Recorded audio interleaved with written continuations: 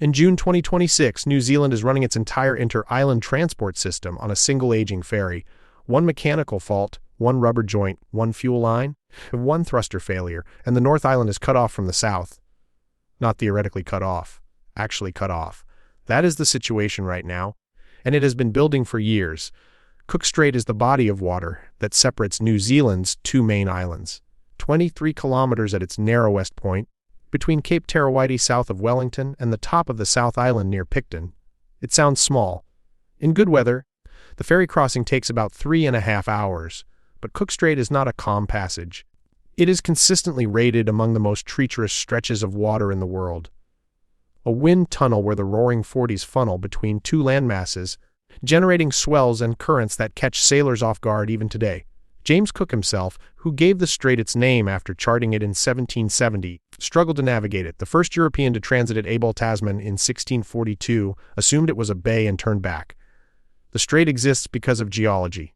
New Zealand straddles the boundary between the Australian and Pacific tectonic plates. The Alpine Fault runs the length of the South Island.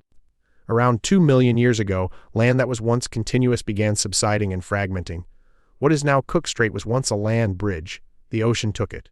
Everything that New Zealand's two islands share today, trade, electricity, people, livestock, must cross that gap.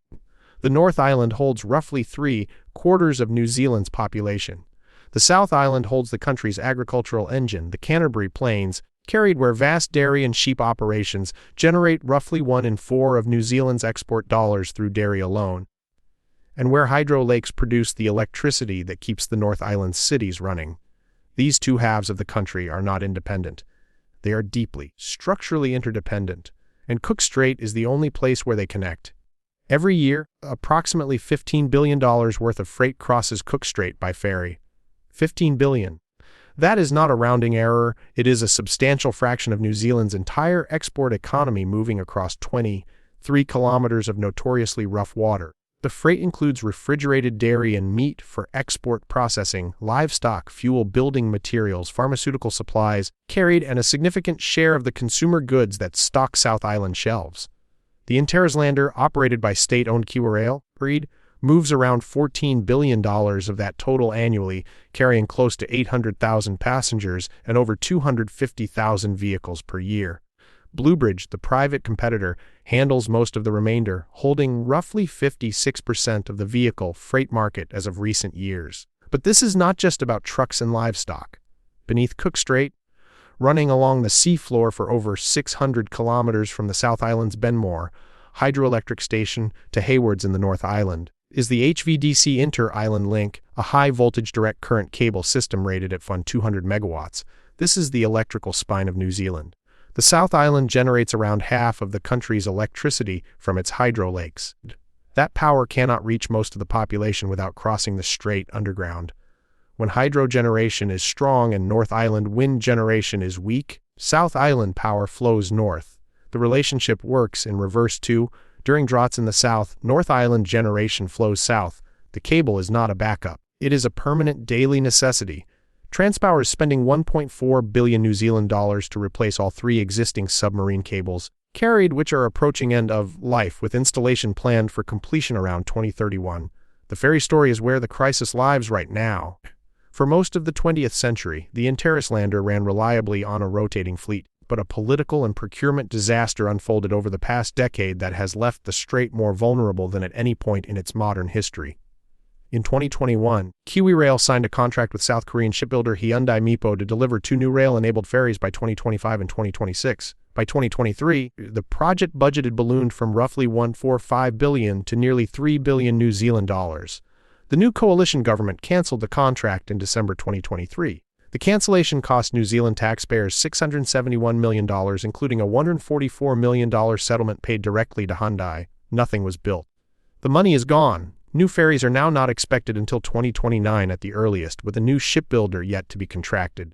That leaves New Zealand crossing strait on 2 ferries built in the 1990s. The Kataki, commissioned in 1995, the Kairahi, built in 1993. By the time replacement ships arrive, they will be 34 and 36 years old respectively.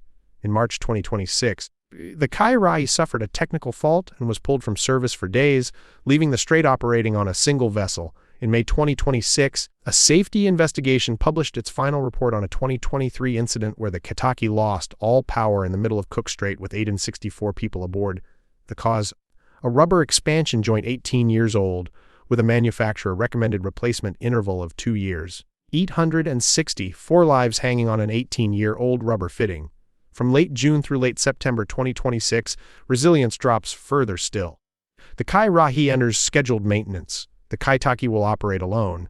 If it develops a fault, and given its age and condition, that is a concrete possibility, not an abstract one. Cook Strait closes. Not a metaphor, no backup vessel, no bridge, freight stops, livestock cannot move, perishables cannot cross. South Island food destined for North Island supermarkets does not arrive. The South Island's connection to the national grid of supply chains severs. There is no alternative route. New Zealand has no land border. The sea is it. This is what a choke point failure looks like in slow motion. Not a geopolitical adversary closing the strait, not a military blockade, not a natural disaster. Just two governments, a decade of procurement failure, and two 30-year-old ferries asked to carry a country's economic spine across one of the roughest stretches of water on Earth, with no replacement in sight until 2029. The threat is not coming. It is already here, built quietly into every crossing. New Zealand has been quietly living with this risk for years. The strait is only 23 kilometers wide, but the gap between what it carries and what it has to carry it has never been larger.